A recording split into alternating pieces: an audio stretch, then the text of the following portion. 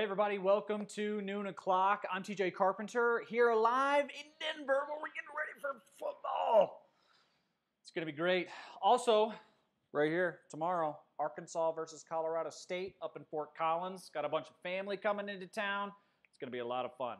Watching that game along with a bunch of other stuff this weekend. The Denver Broncos play the Seattle Seahawks. They're favored in this game, which should not be dismissed. I think that's a good sign that things are not going to be just an abject disaster this year for the Denver Broncos. But we'll get into that. Also, I got some fantasy plays for you to come up. I'm also going to let people know what's been going on with the show because I've been getting a lot of people asking me, hey, where's the show at? Where's the show been?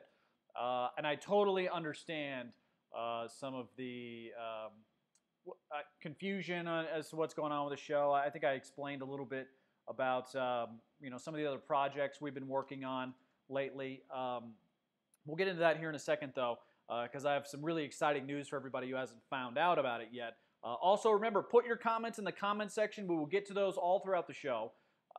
So get your comments in. I will answer them as we go on throughout the show. We're going to be talking mostly Broncos, Seahawks, and then your predictions on the season as well.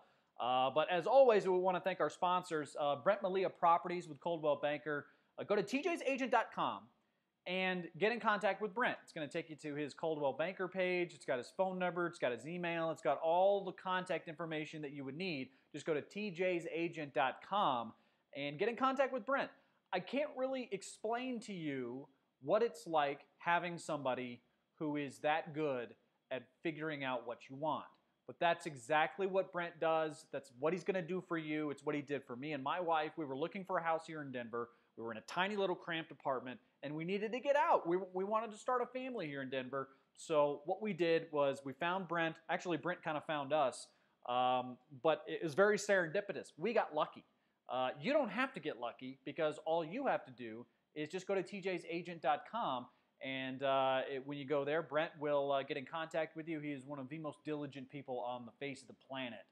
He is always on top of things. And I will say this too, our house buying experience could have been a disaster. It's really stressful making that big of a purchase. And so if you don't know exactly what's going on in the market, if you don't know what's happening around you, then all of a sudden those things can be a big hassle and a really big strain on your mind, on your body, on everything. So get somebody who you know is going to get you what you want. Brent Malia Properties with Coldwell Banker. And also, too, if you're looking for help with your mortgage, go to PlatteRiverMortgage.com. Buying, selling, refinancing does not matter. Sean Sedita and his team at Platte River Mortgage will help you out. They've been helping people in the Denver area for years.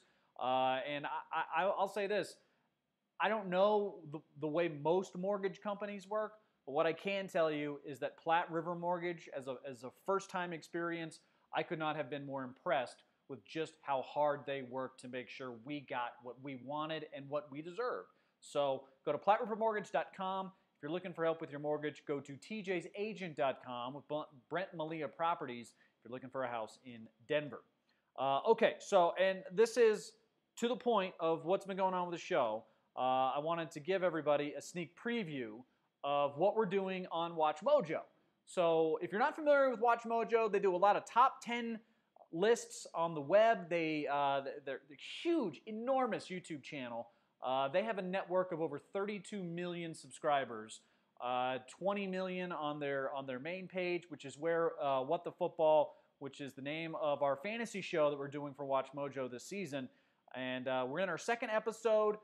Go back and watch the first episode. Second episode comes out later today, so make sure you check that out. Go to go to youtube.com/watchmojo, and you will find WT Football. We are so happy to be working with them. I cannot express just how awesome it's been with them over the last few weeks and months, and it's something that we take a lot of pride in. It's something that we really want to get done, and so we'll see what happens. We'll see what happens. With this show, I'm really excited about it. I really am. I think it's going to be a great show. If you like funny stuff, if you like comedy, if you like jokes, I think sometimes sports gets too serious, and I'm not really a serious guy. I can be, I guess. I think I'm serious about things that I really care about. But for the most part, I just want to have fun. Sports is supposed to be fun, and that's what we want to do on the show. So please check it out, guys, if you get a chance. All right, so I'm done talking about me. Would love to get your comments in here. Let's see what we got. Hey, Eric. Eric is in the house. G is in the house. Andy's in the house. What's up, guys? Eric says, hey, G, did you see that post I tagged you in a few minutes ago? Did you? Did you, G? Andy said, slightly off topic, I was talking to some Titans fans recently who firmly believe the Titans are the best team in the AFC South. I did my best to assure them the Titans will get to the playoffs as a wild card. They were not pleased. Good. I'm glad you brought this up, Andy, because we're at the beginning of the season, and everybody gets just really revved up into like, oh yeah, everything we saw in training camp is legit. Everything we saw from our team in the offseason is going to make them better, and that's just not how it works. There are 3 teams in the NFC South that are predicted to win 10 games. And that's not, I mean, that could happen technically, but it's not gonna happen, I don't think. There's some good teams in that division. There's some teams that are not very good at all in the AFC West, So people are looking at that and saying, oh, it's one of 2 ways, right? Oh, we're really, really good, and we're in a really, really tough division. That means we're going to be really, really good. And then there's the other side of it where it's like Broncos fans are saying, well, we're in a really weak division, which means we don't really have to win that many games. We could still make the playoffs and not win that many games. So you always find ways to talk yourself into thinking that your team is good, because that's what we do. We're people who love sports are going to talk themselves into something, especially people who are like tried and true, diehard fans of a team, like a lot of Broncos fans are. I think they're better than the Seahawks, that's for sure. And the Seahawks have a better quarterback. By far, they've got a better quarterback. But I don't really need, you don't have to have the best quarterback on the field to win the game. And you don't have to have the best, quarterback on the field to be the better team, period. And I think the Broncos are the better team. When we discuss, the Denver Broncos, I think people are still very much attached to, these guys were Super Bowl champions 3 or 4 seasons, was it 2015? Super Bowl champions. And I think a lot of people are still hanging on to that, saying, look, their Super Bowl championness is still there. Whatever it was that got them that championship, it's still with the organization. That's what everybody is saying right now, right? That's what everybody wants to believe, that the reasons for their championship have nothing to do with who left, right? It's like, oh, well, Aqib Talib was important, but he wasn't the reason we won. It's like, oh, well, Peyton Manning was important, but he wasn't like the reason we won. It was that defense. And it's like everybody just points to, well, they got Von Miller and they got Chris Harris, and that's all they need. It's not that simple. I actually think that there's a legit reason to believe that that their defense is going to be the second best unit on the team. I think we might end up saying that the offense is the best unit on the team for the Denver Broncos. How crazy is that to say? That the offense might be better than the defense this year. But that might be the case. Von Miller's a good pass rusher, but you can't just have a good pass rusher and be a good football team. I mean, how many years did Michael Strahan dominate quarterbacks and the Giants didn't do jack squat? How long did Reggie White do the same thing in Green Bay or Philadelphia before that and not do jack squat? Of course you're going to have a great... J.J. Watt has been... His entire career has been wasted in Houston. Wasted. I mean, apart from the injuries, even when he's on the field, they don't do anything. They're not any good. So just saying, oh, well, we've got Von Miller, he's the best defensive player in the league. Does everybody believe that? I believe it. I think Von Miller's the best player in the league. I think they're better than Seattle. I think their defense is better than Seattle's. Russell Wilson's got to be a problem, though. All right, let's get to some topics here. Let's get some comments. Eric says, yep, just more fuel for the fire. Who's ready for Rocktober? Isn't Shaquem one of the one-handed guy? He's pretty good. He is, Eric. Shaquem Griffin is, or Shaquem. I don't know if it's Shaquem. I think it's Shaquem. He's awesome. And I could not believe that he went as low as he did. I was shocked. He was better than 99% of college linebackers last year. And still, no respect. I mean, I think teams just dismissed him because he has one hand. And here's the thing. Not to make light of people who have birth defects or degenerative problems at a very young age. I think he lost his hand when he was about 4, which is a really traumatizing thing for a kid to go through. And he's been living with it his whole life, basically, and has found a way to not only live a great life with one hand. He was able to, I think, in many ways, figure out a way to use it as an advantage, to motivate him, to show that that like I can do this quite literally with one hand tied behind my back. Like that's what he chose to make his mentality. I absolutely love him. He's the best story in the NFL, and the fact that he got named a starter for Seattle for this game is huge. You know what? I think the Broncos are going to win. Though, my personal wish is to see him, Griffin, get 1 sack. I just want to see him get a sack. If you're a Broncos fan, I think you can give him 1 sack, right? You can be like, okay, all right, well, good job, dude. You rock. And then, you can go on and win the game, and it's fine, and it doesn't end up mattering. But it matters to him, and I think it would matter to everybody in sports. Those are the stories that I like about sports. Oh, Shaquem Griffin has one hand and is still the best linebacker in college football. Doesn't get drafted very high. Doesn't get the credit he deserves in the draft. Works his way into a starting position for the Seattle Seahawks, one of the best defensive traditions in the sport, and he gets a sack on Sunday. What do you want from the guy? I don't know what could be more impressive than that. Andy says, believe in something, even if it means you change your stance on the issue multiple times during the season. #SportsNihilist. That's right. That's right. G says, Gregory might get 2 sacks. D-Law will get 1. We're going to dominate. Are you talking about the Cowboys? Nobody cares. Eric, yeah, we will get some payback. G says, they are lucky Irving isn't playing. Jenna says, Rocktober. Sure, Jenna. Hey, my wife's watching. Thanks, wife. Eric says, hope Cam doesn't mind taking the brunt of his team's trash talking. Joey, what is your score prediction? My score prediction for the game, I think it's going to be like a 2017 game, so I don't think that would cover it because I think they're 2.5-point favorites. So I think the Broncos wins 2017. This feels like a 2017 game, right? Although, I will say, if the defenses aren't any good and Russell Wilson's just running all over the place and, Case Keenum's operating the Broncos offense really well, I'm dead serious about this. I think the Broncos offense might be better than their defense. Their secondary is not very good. And I know that people are acting as it's like, what? How dare you? How dare you say the no-fly zone is, look, slow your roll. I think they're going to win the game.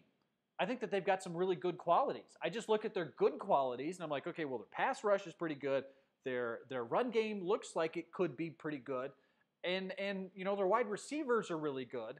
So that helps a lot on offense.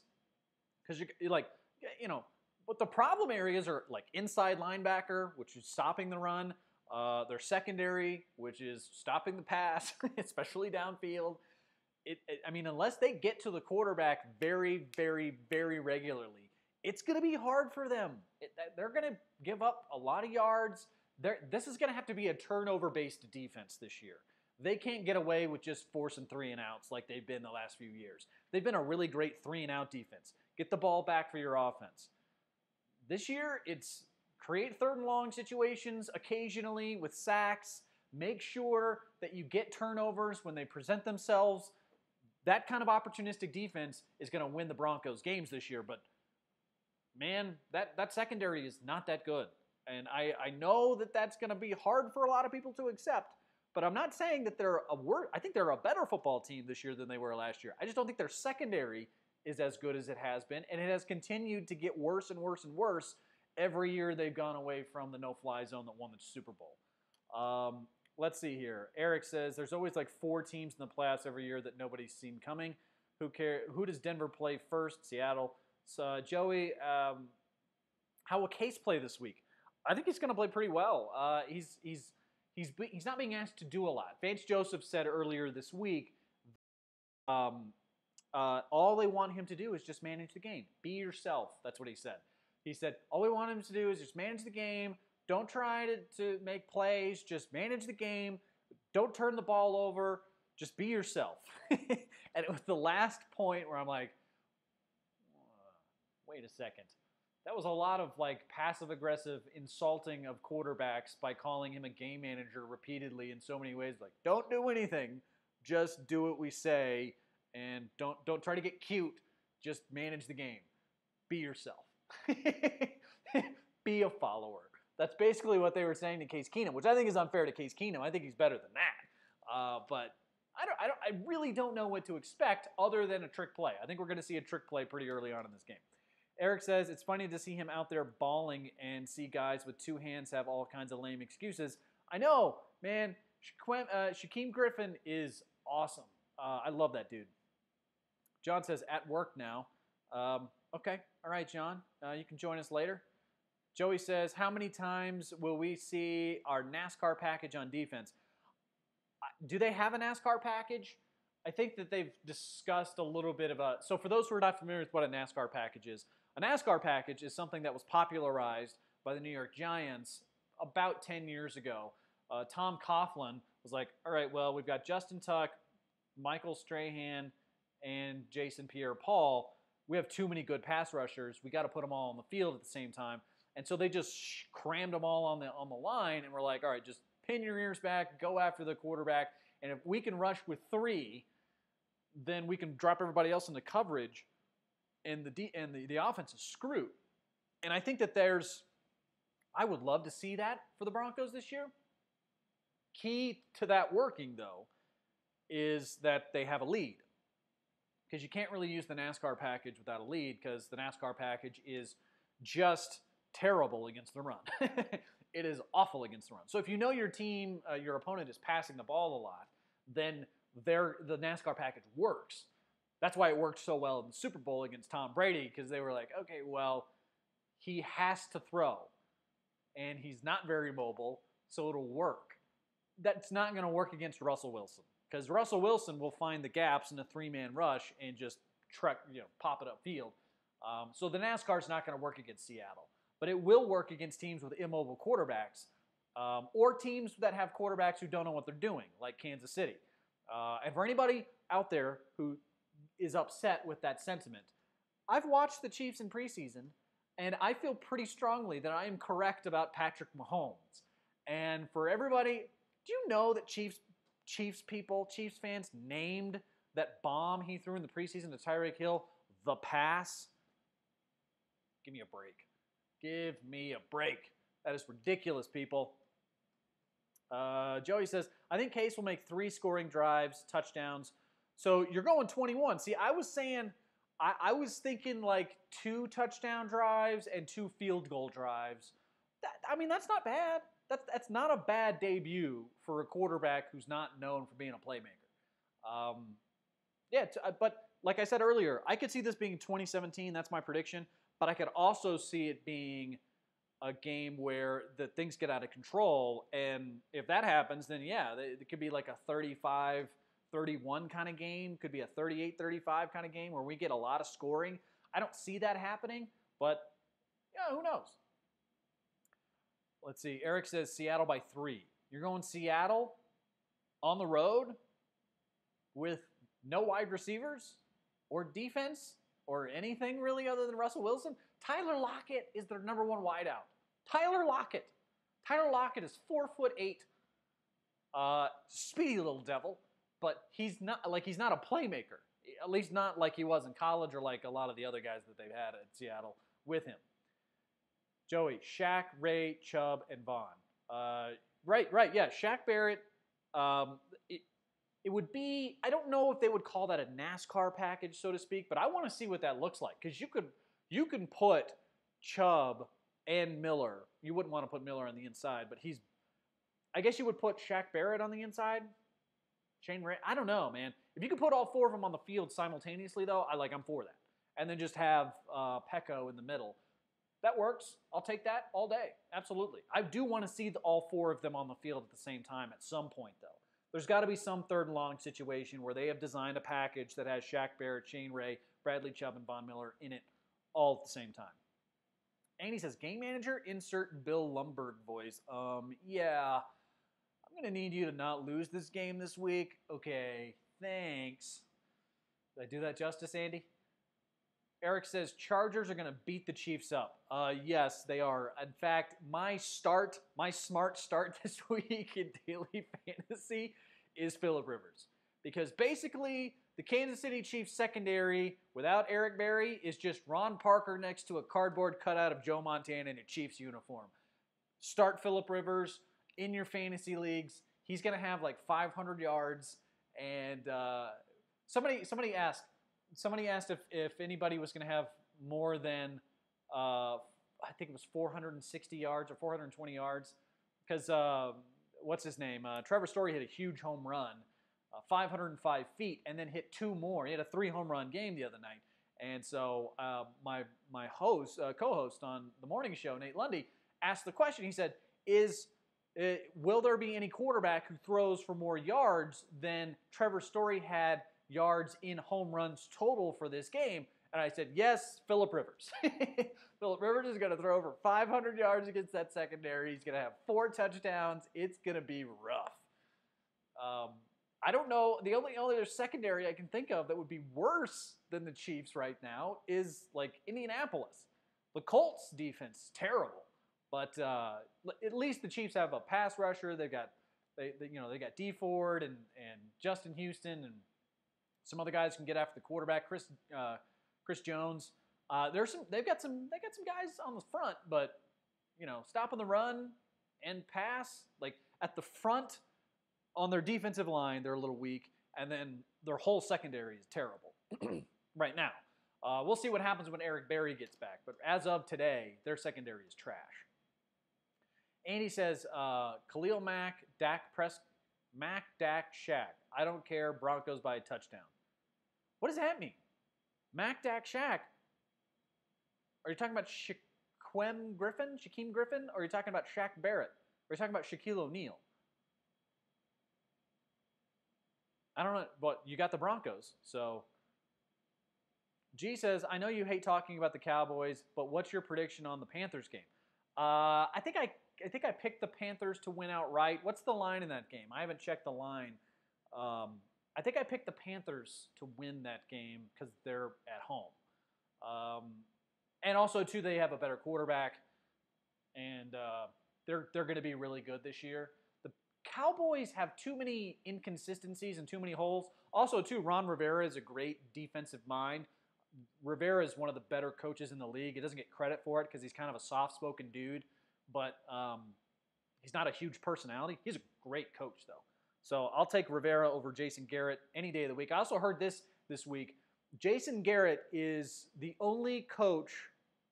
Oh, I'm sorry. No. Here's the stat. I think this was in the Dallas Morning News, actually. The stat is that no coach who has ever won a Super Bowl has had this many years, 8, Jason Garrett has had, before winning a Super Bowl. So Jason Garrett has already passed. The latest a coach has ever won a Super Bowl that has won a Super Bowl is 6 years into his tenure. So if you don't win a Super Bowl within 6 years, you're probably not a Super Bowl winning coach. I don't know what you do with that if you're Andy Reid, but if you're Jason Garrett, I would say that everybody kind of knows the deal with Jason Garrett, right? They know that he's Jerry Jones' puppet. And I think that kneecaps him on his authority with the team, but that also I think it also frustrates him. I mean, he's not going to try as hard if he knows that his decisions don't matter. or his opinion doesn't matter. Does it? I mean, because at the end of the day, if Jerry Jones wants to call a play, Jerry Jones gets to call a play. What do you do with that? If you're Jason Garrett and you're looking at your team and look, if that offensive line falters, all of a sudden Zeke Elliott's not effective, which means Dak Prescott's not effective, and they don't have any wide receivers or tight ends, and their defense is meddling at best. So, like 8-8 would be a gift if you're the Cowboys. Joey says they have in practice. Put all 4 of those guys on the field at the same time. There is a lot. Oh, did this just happen? Are you guys telling me something that just happened? Le'Veon Bell to Cleveland, or is that a joke? Where do you think Le'Veon Bell will go? Indy? Psh. If Indy's willing to give up 2 firsts. Which, by the way, they should. So should the Broncos. I'd give up the Broncos' next 2 picks for Le'Veon Bell right now. And Darren McKee, D-Mac, for those who are not familiar here in the Denver market, he hosts a show on 104.3 The Fan. He and I went back and forth a little bit yesterday on what we would offer for Le'Veon Bell if the Broncos decided to go that direction, which they wouldn't because John Elway. But if they did, I threw it out there. I'm like, I'd give up 2 firsts. I mean, I go straight to what I actually think his value is, not what I would offer and I think they would accept. I go straight to what I think his actual value is. And I said 2 first-round picks. And, D-Mac said, oh, that's insane. And I think to myself, okay, why? Why would offering 2 firsts for Le'Veon Bell be insane? And usually the argument goes, well, production after 27 drops off, and the running back position is not what it used to be, and you never spend money on running backs. It's a position that you gotta just throw them away. And my point was this: you would never give up 2 first-round picks for somebody who you don't think you're going to get a lot of tread on the tires off of, right? That's the problem. So he's going to wear out. That's the argument. Because ESPN's stats and analytics department came out with a research study piece that was huge about 3 years ago that showed, because they were talking about Jamal Charles and Adrian Peterson. It was a huge piece.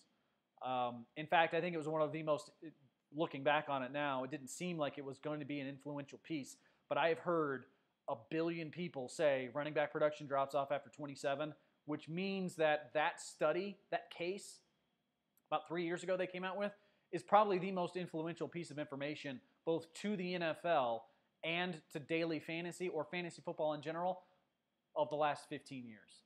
And it's insane. It's just a random factoid that caught fire and just spread everywhere. It's a really good fact. It's a really good piece of data. And what I said to that was fair.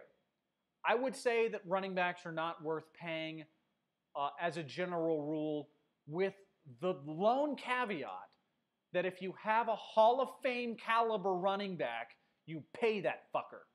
Like, that's the one place where it's like, okay, well, sure, you won't pay Nile Davis.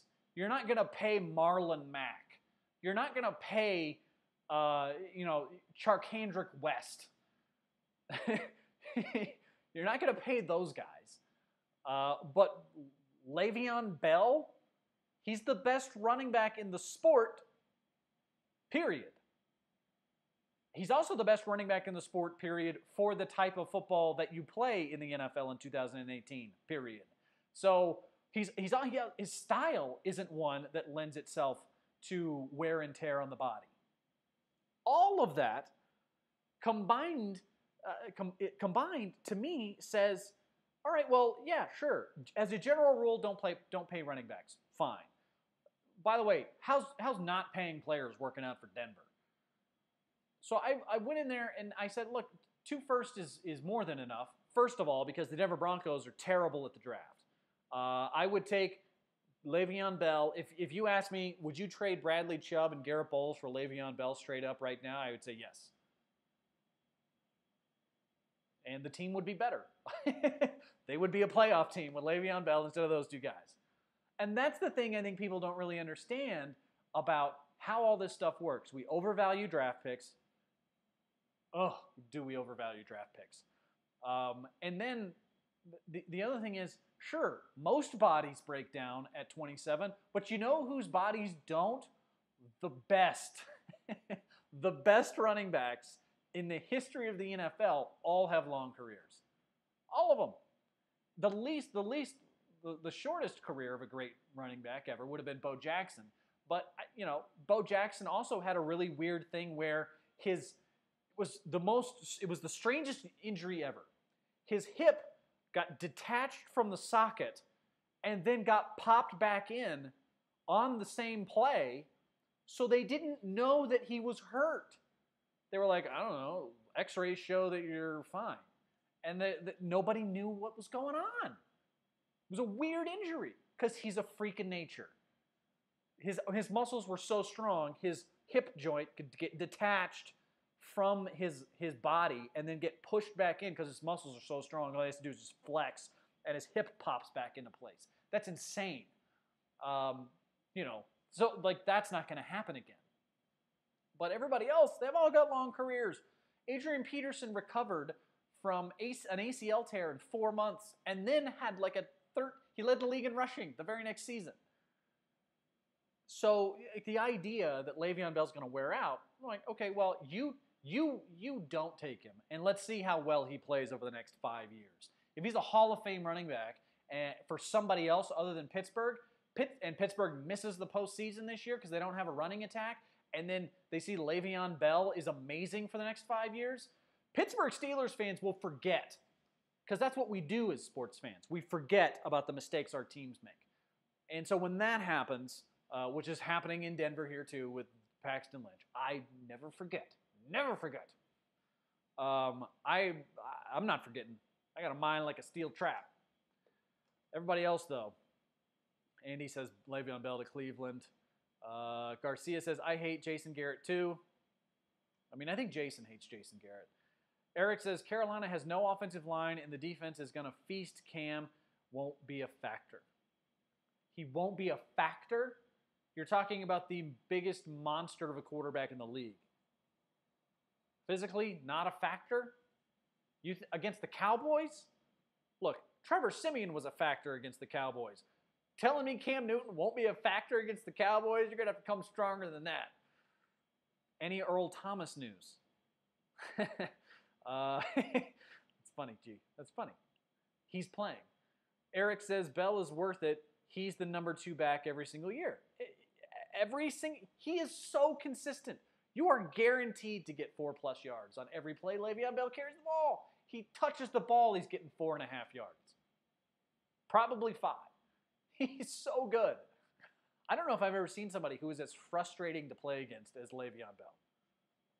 In every year. I remember in Kansas City, we would get ready for a game against the Steelers, and it was the same thing every time with Chiefs fans. They were like, oh, we got to play the Steelers? Le'Veon Bell's going to run for 140 yards, and it's going to be impossible to get him down. And guess what? That's exactly what happened every time. Joey says, will DT and E have a big day? Yeah, Emmanuel Sanders has looked like Case Keenum's favorite target so far in the preseason and in practice. He's got great hands too, by the way. So I think he looks for more of a possession receiver first. The downfield throws are going to be interesting because if they end up putting this is how the offense should work, at least to me. They start working away on the scripted plays of Royce Freeman rush, Emmanuel Sanders in the slot, and then they work Hireman at the tight end position a little bit. Then 2-3 series in, you're going to have opportunities down the field on both sides with Cortland Sutton and Demaryius Thomas. So, I think their offense, the way their offense is constructed makes a lot of sense to me. The Broncos have so much good in the skill positions. Like it's a compilation of pieces. And when you say to yourself, okay, well, how's this offense going to work? And you start going through, okay, well, this guy's got talent. Emmanuel Sanders in the slot. He's a kind of your go-to guy on a regular basis. He's your meat and potatoes, move the ball, move the chains wide receiver. And then you've got Hireman, who's there as a safety blanket, and you've got Royce Freeman, who's going to be your power runner in the middle. And then you've got two enormous bodies streaking down the field every other play. Eventually, play action is going to be really effective in an offense like that. Really effective. So I look at that and I'm thinking, okay, well, this is a pretty traditional offense that's built traditionally, that's going to work traditionally. And if they can get some stuff going, if Sanders and Keenum hook up on a regular basis, that connection is everything. I think he should lead the team in receptions, but Cortland Sutton or Demaryius Thomas should lead the team in yards because they're going to be those big play guys down the field. Now, maybe Thomas a little bit more in the middle of the field if you want to send him on some post routes, if you want to send him on some crosses. Sutton, though, I want Sutton running two routes. I want him running a hook, and I want him running a go. And that's all I need from him all season. Jeffrey says, Frank Gore, Jerome Bettis, there's examples of sustained success. Yeah, Frank Gore, man. Frank Gore, I don't think a lot of people realize that Garrison Hurst is not the all-time, or Allen is not the all-time leading rusher for the San Francisco 49ers. It's Frank Gore. Frank Gore is a 10,000-yard back for the San Francisco 49ers. Jerome Bettis played for like 2 decades. G says Cam hasn't met Jalen Smith yet. Okay, G. And I say that with all the respect in the world. Joey says bringing back the Mike Shanahan offense. It's a little bit of a Mike Shanahan offense. I don't know if Royce Freeman could be a really good one-cut back, but they haven't been implementing a one-cut system for a long time. That Alex Gibbs offense system that Terrell Davis and that offense made really famous in the 90s, it works if you've got an amazing offensive line, and they've got some road graders for sure. I just don't know if Royce Freeman has enough wiggle to do what TD did. Because Terrell Davis he had phenomenal vision. He always kept his head up. He always knew where the cut was. And they practiced that stuff over and over and over again. It was really, really effective because, as good as that offensive line was, it was an offensive line with a little bit of, they could really move. They could swing really effectively. So on those swing plays for the one cut, you swing, toss left, and then when you see the cut, the tackle takes a big wide berth. Like his job there is to block either the outside linebacker or the safety who's coming up to stop the run. And so if the left tackle can get to that point, set the edge on the linebacker, then you've got a guard and maybe a swinging tight end or somebody who cuts up, and then they can block the safety, and that basically creates your left side wall so that then wherever the hole is behind the guard, because the guard's going to basically pull out. He's going to come out, he's going to pull up like this, and then he's going to start blocking the interior guys, either an inside linebacker or the D tackle himself. If you can get those guys out there that far, then yeah, I think Royce Freeman can make that cut. But man, you got to have some guys who are fast. You got to have good stamina guys. I just don't know if they have the dexterity on the offensive line to do that. Garrett Bowles is a really good guy at moving forward. He's not a great guy at moving out and then up and then like setting his footwork needs a lot of work. So I don't know if he can do that just yet. But I there's possibilities for that one cut system to really, really work. Again, but who knows? Robert says D-Law, Gregory, J. Smith, and company can drag Cam down. They have great tackle discipline. If not, then strip sacks. Against Cam Newton? You realize that Cam Newton is as big or bigger than everybody you just mentioned. He's enormous. He's the best athlete in the league. I say that. People are going to be like, oh, well, here we go again with Cam Newton. Cam Newton was an MVP player.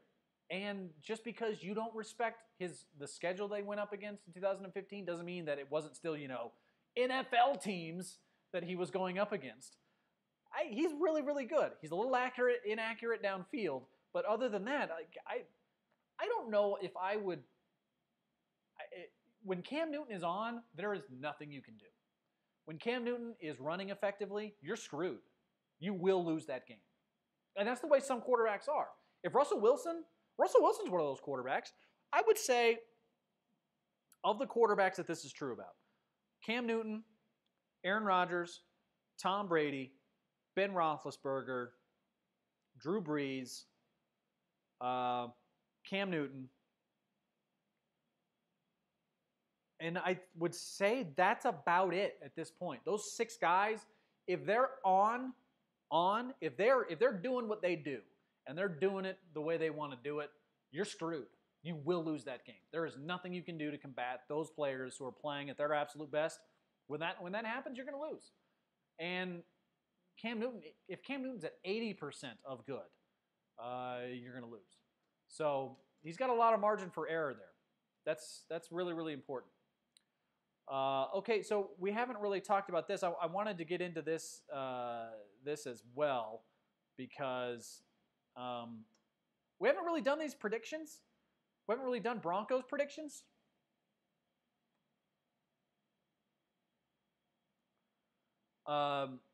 G says, don't care how big he is. When he sees Sean Lee, he will slide. Sean Lee? G. Man. G. Come on, G. G. Come on, G. Cam Newton's going to slide when he sees Sean. Because Sean Miller is so intimidating. Come on, man. Come on. You know better than that. You should be laughing on the other side of the screen right now. All right. Predictions. Broncos predictions. 8-8, 12-4, 5-11. What record do you think the Broncos are going to have this season? I'm an 8-8 guy myself. I think they're going to be a 500 team, which is great. That's a pretty optimistic outlook, at least from my perspective. That's a pretty optimistic outlook on the season. I don't know if they're going to be 8-8. They could be 7-9. Hey, things go really well. They could be 9-7. 12-4 is unrealistic. 5-11 would be a really bad season for this team. They're better. They're better than 5-11. They should not be 5-11, but if they are, Vance Joseph's got to go. That's the other thing with the record is that if you're a Broncos fan and you want to predict a good record because you want your team to be good, I'm with you. But that also means that Vance Joseph keeps his job. And if you don't believe in Vance Joseph, then them winning a lot of games would be a problem.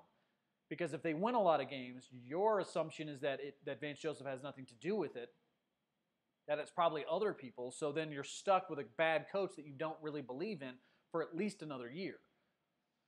That happened with Romeo Crennel in Cleveland. They had a 10-win season with Romeo Crennel and then 4 more years of crap. So that can happen again with Vance Joseph. It happens with a lot of teams because you can't fire a guy with a good record. You can fire a guy with a bad record, though. G says, I don't care. All right. Okay, G.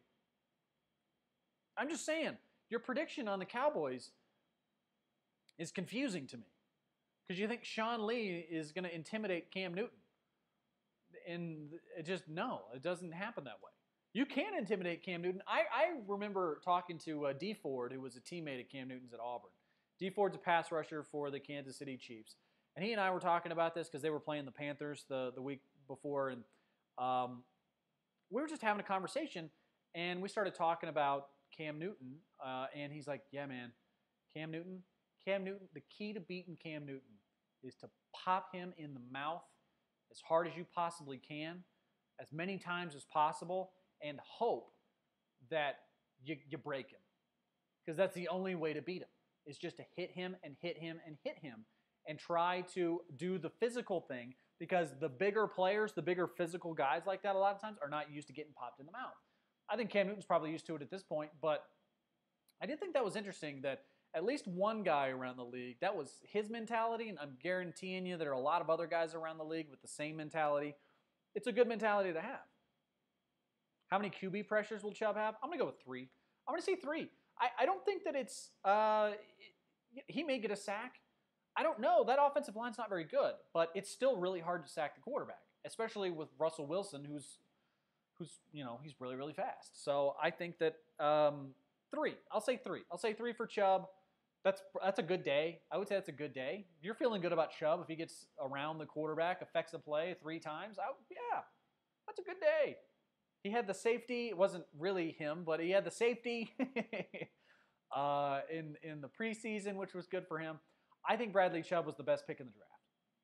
So that doesn't mean that he's going to be an amazing player this year, but I think he was arguably the best talent in the draft. Wasn't a quarterback, that's why I didn't go that high. I was shocked he wasn't the first defensive player. They may have lucked into the best pass rusher in the league, or at least in the draft. That's possible. And, could he be Javon Curse his rookie season? Javon Curse has the rookie record for most sacks by a rookie in a season. And I think it's at 14 and a half, 13 and a half, something like that. That's a lot. I think if he gets 6 this year, that's a really good season. He might get 9. 9 sacks. We're talking 9 sacks on the year would make him one of the best rookies in the league. That might get him Defensive Rookie of the Year, 9 sacks. We'll see what happens there. G says, okay, let's talk baseball. Joey says, I'm getting back there at all. Yeah, him getting back there at all is good. I want to see Miller at least get 2 sacks. That's possible. I mean, Von Miller could have 6 sacks in this game. I wouldn't be surprised. That'd be impressive. That'd be impressive. What would surprise you? How many sacks in a game from Von Miller would surprise you? Be like, man, I didn't see that coming. 7, 9. How many? What's the number? It's way up there. It is way up there.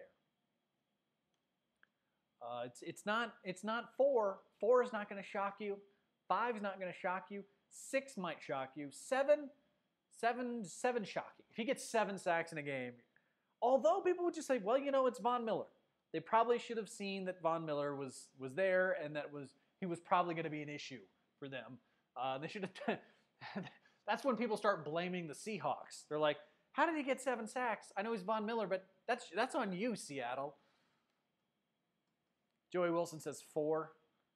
4 would shock you? 4 sacks from Von Miller? 4's a lot. 4 sacks that's a lot of sacks.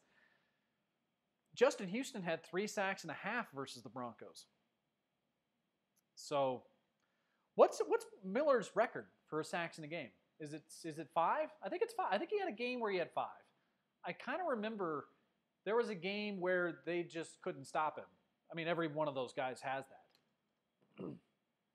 I honestly think Russell will keep him at bay. This game, though, against Russell Wilson. Yeah, I think Russell Wilson is the problem here because even if you do sack Russell Wilson, it's probably like a 2-yard sack instead of a 13-yard sack. That's the difference between a veteran quarterback and a rookie quarterback. If you're going up against the Chiefs, Patrick Mahomes is going to have a 16-yard sack at some point, and that's because he doesn't know when to go down. And Russell Wilson knows never go backwards, go forwards, be safe, jump as far towards the line as you can so you can limit the damage. And he makes that decision on instinct very, very quickly. Not everybody does that. Certainly not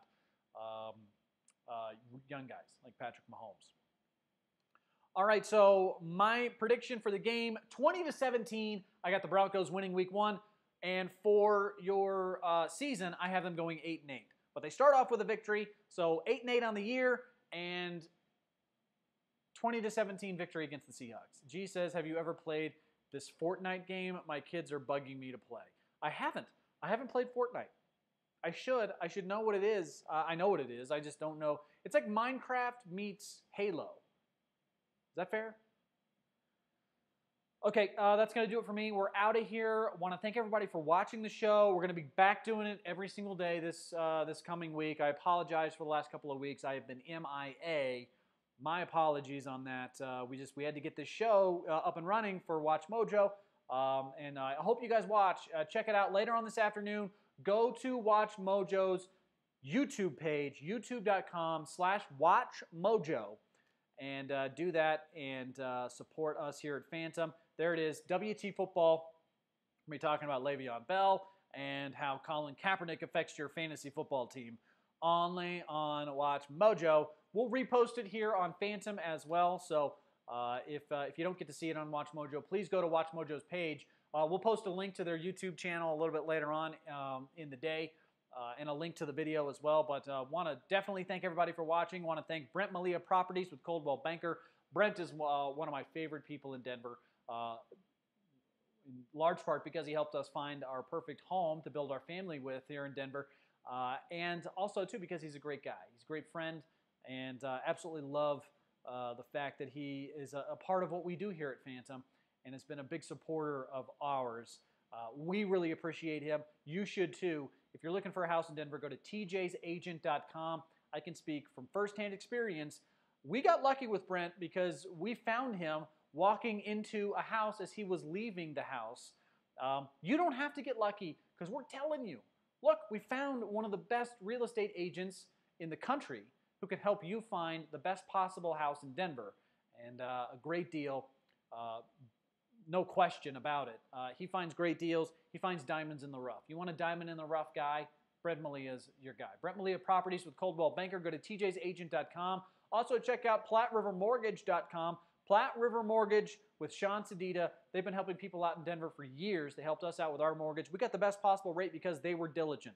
They went through our credit. They made sure that we didn't have any problems. They found a couple glitches we didn't even know were there, and they fixed them in a matter of hours. It was amazing how fast Platte River Mortgage worked for us. They will work for you the same way as well.